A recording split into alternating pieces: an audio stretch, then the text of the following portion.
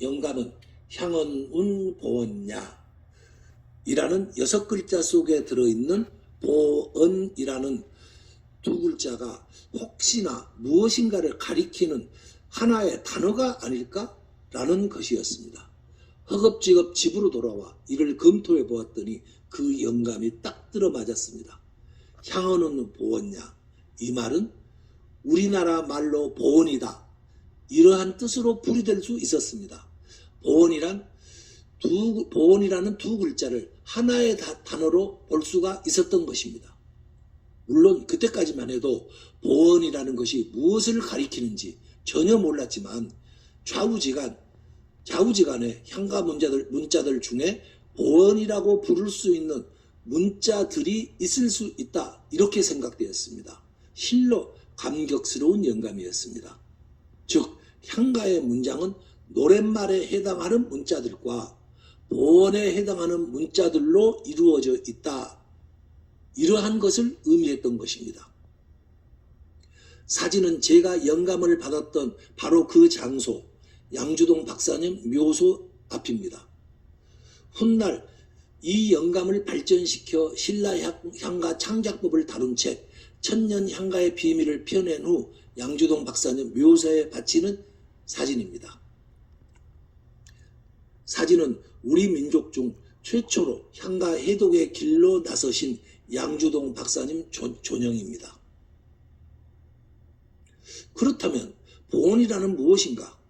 이제부터는 이것을 알아내야 했습니다. 연구에 들어갔습니다. 이를 알아내기 위해서는 엄청난 몰입의 시간을 가져야 했습니다. 어찌나 강도 있는 몰입을 했던지 골똘히 생각하느라 몇 번씩이나 자동차 접촉사고를 내기까지 했습니다. 솔직히 말해 대형 교통사고를 일으켜 죽지 않고 이렇게 살아있다는 것에 감사할 따름입니다. 이것은 몰입을 경험해 본 사람이라면 누구나 저의 말에 공감할 것입니다. 연구를 거듭한 결과 보언이라는 것은 배우가 무대에 나가서 연기해야 할 내용을 알려주는 문자로 밝혀집니다. 연극 대본에서의 지문에 해당하는 문자입니다. 위의 사진에서 빨간색으로 표시한 괄호 속의 문자가 보언입니다. 이러한 성격의 문자들이 향가 속 곳곳에 들어있었던 것입니다. 보언의 발견이야말로 향가의 해독을 가능하게 하는 실질적이고 결정적인 돌파구가 되었습니다. 이집트 그림 문자 해독을 가능하게 한 로제타 스톤에 비교될 수가 있었습니다. 제 개인적 이야기지만 저는 보언을 발견하게 된 영감을 원앙생가를 지으신 원효대사님과 향가를 최초로 해독하신 양주동 박사님께서 저에게 주신 선물이라고 생각하고 있습니다. 원앙생가를 해독하던 중에 양주동 박사님 묘 앞에서 얻은 영감이 해독의 돌파구가 되었기 때문입니다. 실로 천년의 기원이라 하겠습니다. 그래서 신라향가 창작법을 양주동 박사님의 영전에 바쳤던 것입니다. 그러나 이것뿐만이 아니었습니다. 연구를 거듭한 결과 향가의 문장을 구성하고 있는 것은 노랫말과 보언, 이 두 가지 문자 그룹으로만 되어 있던 게 아니었습니다. 거기에는 그 안에는 또 하나의 성격을 가진 문자 그룹이 있었습니다. 청언이라는 문자 그룹이 그것입니다. 금줄이 새끼줄, 숫, 붉은 고추로 만들어져 있듯이 향가의 문장도 이와 같이 서로 다른 세 가지 성격의 문자들이 비비 꼬여서 만들어져 있었던 것입니다. 노랫말이란 향가의 줄거리를 할 수 있었습니다. 이것을 금줄에 비교해서 말하면 지프로 만든 새끼줄에 해당할 것입니다. 보언이라는 것은 뜻밖에도 뮤지컬이나 연극에서 지문에 해당하는 문자들이었습니다. 배우들이 무대로 나가서 어떻게 연기해야 할지 그 내용을 알려주는 역할을 하고 있었습니다. 청언은 소원을 비는 문자들입니다. 금줄에서 붉은 고추에 해당한다고 하겠습니다. 향가가 가진 주술성이 바로 이 청언에서 나오고 있었습니다. 향가 창작 법칙 2는 두 번째는 향가의 문장은 노랫말, 보언, 그리고 청원으로 되어 있다는 이러한 법칙입니다. 향가를 향가답게 하는 문자는 바로 보원과 청원입니다. 만일에 보원과 청원이 없다면은 향가는 노랫말만이 남게 되고 그 노랫말만 있다면은 이것은 향가가 아니라 단순한 한시가 되고 말 것이기 때문입니다. 신라 향가를 분석해서 찾아낸 향가 창작법 1과 2를 모든 신라 향가에 적용해 보았습니다. 그 결과는 신라 향가 14편 모두가 한 편의 애도 없이 모두 이러한 법칙에 따라서 만들어져 있었습니다. 물론 몇 가지 법칙은 더 있었습니다만 여기서는 생략하도록 하겠습니다. 저는 이러한 법칙을 모두 모아서 신라향가 창작법이라고 이름했던 것입니다. 신라향가 14편을 모두 조사해 본 결과 그들 모두는 한 편의 애도 없이 신라향가 창작법에 따라서 만들어져 있었습니다. 향가가 아닌 작품으로서 신라향가 창작법에 따라 만들어진 문학 장르는 없었습니다. 이제 필요 충분 조건이 충족되었습니다. 갖추어졌습니다. 따라서 어떠한 작품이 향가 창작법에 의해 만들어져 있다면 그것은 향가라고 말할 수 있고, 만일에 어떠한 작품이 신라향가 14편에 모두 적용되어 있는 그 창작법에 의해 만들어져 있지 않다면 그것은 향가라고 할 수 없을 것입니다. 창작법을 우리가 알고 있는 다른 작품들에 적용해 보기로 했습니다. 앞에서 말했듯이 신라향가 14편 모두가 향가 창작법에 의해서 만들어져 있었습니다. 그러기에 거기서 뽑아낸 법칙이기에 그 법칙에 들어맞을 건 당연하지요. 그러기에 당연히 향가입니다. 우리가 향가라고 알고 있는 작품들이 또 있습니다. 고려시대 때 저술된 균여전에 향가라고 일컫는 작품이 11개나 있습니다. 균여전의 작자 형년정이라는 분이 그것을 향가라고 기록해 놓았습니다. 이것들이 과연 향가일까요? 옛사람 누가 향가라고 하면 그냥 향가가 되어야 하나요? 그것이 왜 향가여야 하고 왜 향가가 아니어야 하나? 그거를 판단하는 기준은 무엇이나요? 지금까지 우리는 왜라는 질문을 전혀 던지지 않고 그냥 형년정께서 향가라고 하니 향가나 보다 그렇게 알아들어 이렇게 해왔던 것입니다. 이제 신라의 향가를 전수조사한 끝에 향가인지 아닌지 판단하는 기준을 우리는 갖게 되었습니다. 바로 신라의 향가 창작법이 그것입니다. 균여전의 작품에 신라의 향가 창작법을 들이대 보았습니다. 그랬더니 딱 떨어지게 들어맞았습니다. 균여전의 작품 11편은 향가였던 것입니다. 신라향가 창작법 그대로 만들어진 작품이었습니다. 신라향가보다 더 잘 들어맞을 정도였습니다. 이제야 우리는 균여전의 11편을 향가라고 말할 수 있게 되었습니다. 또 다른 작품에 적용해 보겠습니다. 최근 발견되어 핫 이슈가 되었던 화랑색이라는 책이 있습니다. 그 속에 출정가라는 향가 비스무리한 작품이 있었습니다. 학계에서는 화랑색이라는 책의 위작, 즉 진짜인지 가짜인지 여부를 놓고 치열한 논쟁을 진행하고 있습니다. 출정가에 신라향가 창작법을 대입해 보았습니다. 그랬더니 향가 창작법과는 완전히 거리가 멀었습니다. 향가가 아니었던 것입니다. 누군가가 향가를 흉내내 만들어 놓은 가짜, 위작이었던 것입니다. 뒤에서 설명하겠지만 일본 마녀집 속의 작품들도 향가로 판명되었습니다. 이것은 단순한 짐작이 아닙니다.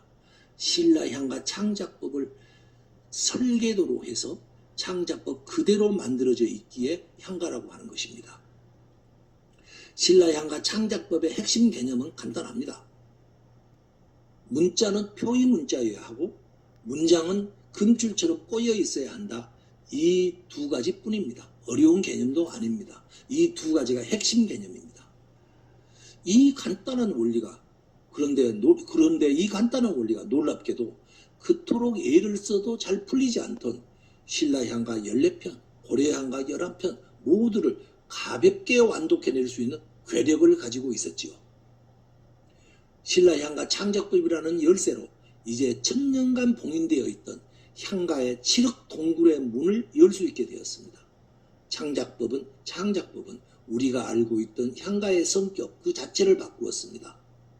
우선 내용이 기존 풀이와는 천양지차로 달랐습니다. 하나하나를 풀이한 결과 그 속에는 그 모든 내용을 여기서 설명드려야 하나 그 별도의 기회가 있었으면 합니다. 또 모든 향가는 소원을 이루어주는 제의적이자 주술적인 힘을 가진 작품들이었습니다. 새끼줄에 끼워 넣은 붉은 고추가 금줄에다가 진경벽사의 힘을 부여하고 있듯이 문장 속에 끼워 넣은 청언이라는 문자가 천지 귀신을 굴복시키고 감동시키는 주술적인 힘을 부여하고 있었지요. 청언은 가뭄에 비가 오도록 했고 천연두를 제압했으며 떼도둑을 물리쳐 주었습니다. 이 주술적 힘을 얻는 것이 고대인들이 향가를 창작했던 주요 목적이었습니다.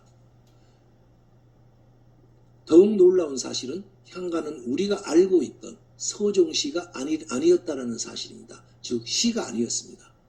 대신 향가는 현대의 뮤지컬이나 연극, 마당놀이 같은 종합 무대예술의 대본의 성격을 가진 작품이었습니다. 충격적인 반전입니다. 그래서 향가를 세는 단위를 한 수, 두 수 이렇게 부르지 않고 한 편, 두 편 이렇게 부르기로 했습니다.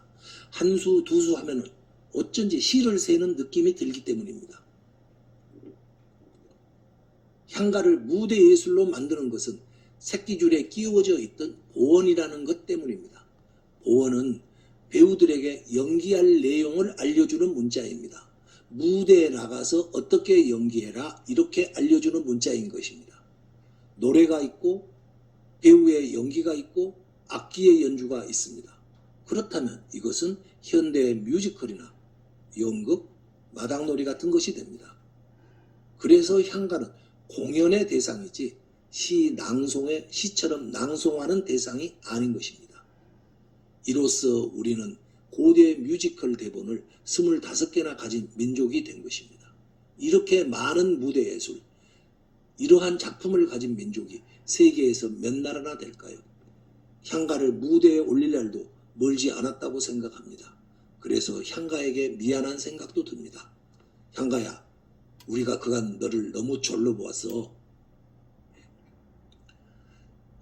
지금까지 우리 학계에 논문으로 제출되어 있는 향가 해독법은 크게 보아서 두 가지입니다.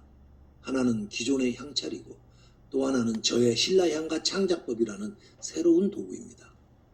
이 두 가지 도구로 천하의 절창이라고 알려져 왔던 신라향가 찬기파랑가를 각각 풀어보도록 하겠습니다. 여러분께서는 각각의 내용이 얼마나 다른지 비교하시며 들어주시면 감사하겠습니다. 이것은 양주동 박사님께서 향찰로 푸신 내용입니다. 여러분께서 학교 시절 공부했던 내용일 것입니다. 제가 읽어보겠습니다. 열침의 나토연 다리, 흰구름조차 떠가는 안디야, 새파란 나리여의 기랑의 즉시 이슈라, 일로 나리 제벽에 땅에 디니다 샤운, 마삼의 갓을 촌와저, 아으 작까지 높아, 설이 못 누울 화반이여. 이번에는 저의 새로운 해독도구 신라향가 창작법에 의한 풀이를 읽어보겠습니다. 우리가 전혀 알지 못했던 낯선 화랑도의 이야기가 나옵니다. 목이 메어 웁니다. 화랑도가 병들었음에 이슬 내린 새벽 달은 흰구름을 다스려 쫓아내 떠나가게 하였습니다. 기파랑, 그대는 어찌하여 낭도들을 바로잡으려 하였던가? 기강이 해이한 낭도 8명을 참수한 것은 물길을 다스림이었습니다. 기강이 흐트러짐을 미워하였던 젊은이, 그대는 낭도들의 기강을 바로잡으려 하였습니다. 그대는 늪과 같이